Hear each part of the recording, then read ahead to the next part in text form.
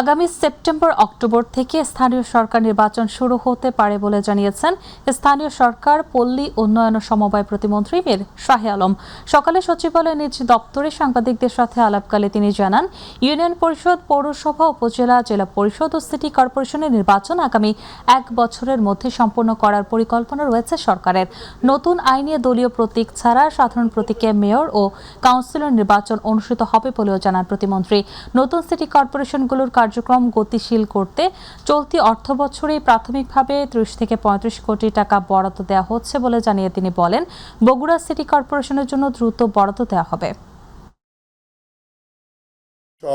পৌরসভা, উপজেলা, জেলা পরিষদ এবং সিটি কর্পোরেশন